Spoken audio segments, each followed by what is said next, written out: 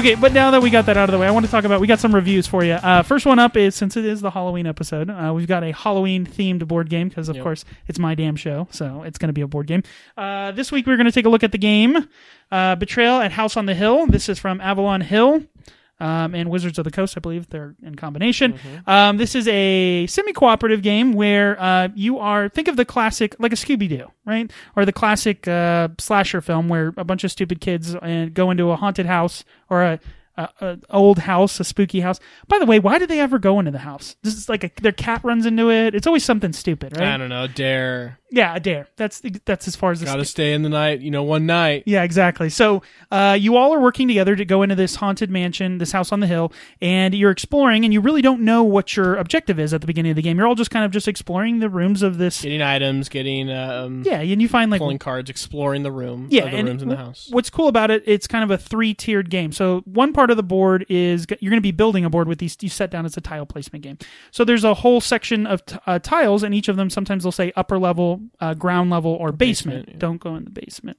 Pro tip: do not end up in the basement alone. What you're doing throughout the game, you move, you explore different rooms, you get items like you were talking about. But there's these cards that are called omens. So every once in a while, you'll go into a room and you'll have to take an omen card. Sometimes they're good, sometimes they're bad. But each time you do that, at the end of your turn, you have to roll a set of dice, and you count up the pips, the little dots on the dice. And if it's not to a certain amount of pips, then the haunting occurs. And that's where the rules of the game are kind of like the win conditions of the game. Right. So that's where the semi-cooperative part comes in. Essentially what happens is, and this is what makes the game, in my opinion, very, very unique, is when that occurs, then there's this set of conditions based on where the players are current, what room they're in, what omen card was picked to start the haunting, that you open up this book that tells you 50 different stories that occur. So this game has a tremendous amount of replayability. Very cool, yeah. And then it becomes one of the players is a traitor and all the other players are heroes, and that's where the semi part stops being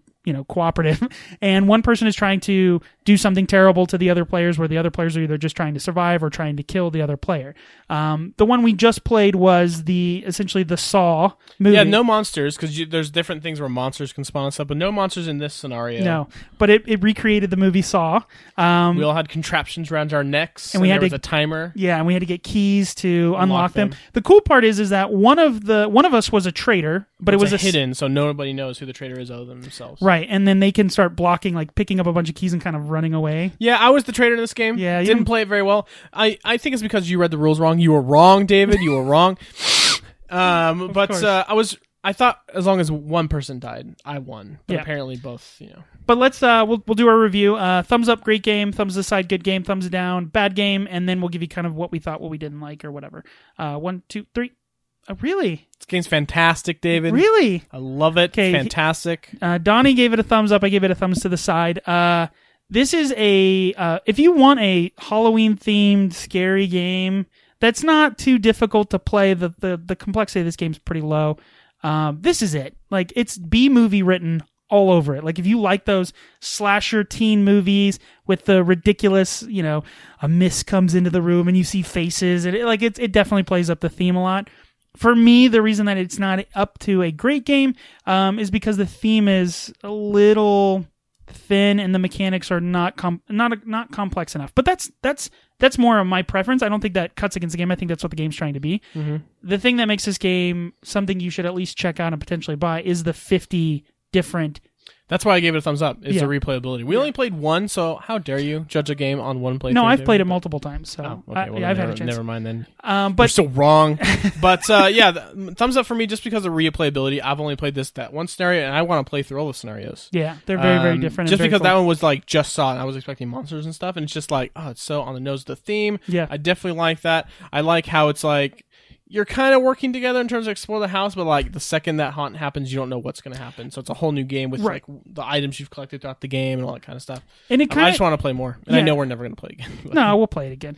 The thing that I also like is that in some games that are traitor games like this, like we think of Battlestar Galactica, Dead of Winter, those are other games that have semi-cooperative. The traitor knows they're the traitor, not directly from the beginning as always, but at some point in the game, they kind of have time to know that they're the traitor and then make moves as not looking like a traitor.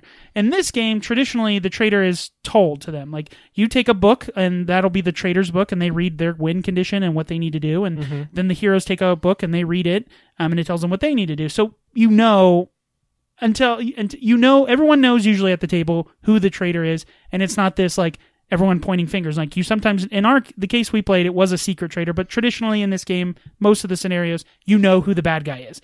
But you don't know who the bad guy's going to be until it happens. Exactly, that's what I really like about it. So in this game, like, if someone's getting too many items, you're like, let's probably not let him have the gun and the crystal ball and this thing, because you're like, I hope that person doesn't turn into the traitor.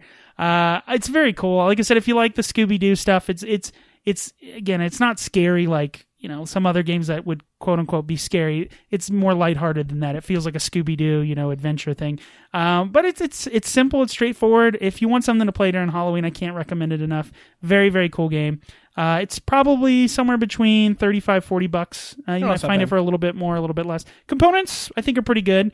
They have made some better components. There's like, each of your characters have like different traits, and there's this little plastic piece that holds it, that slides up and down. They used to be terrible in the other edition. This is the newer edition, the second edition, much better.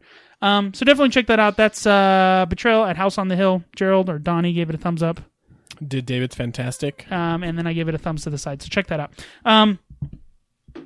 Last thing this week, we have another movie as part of our top 100 movies of all time, according to IMDb. The pinnacle of filmical. The pinnacle of filmical. I love it.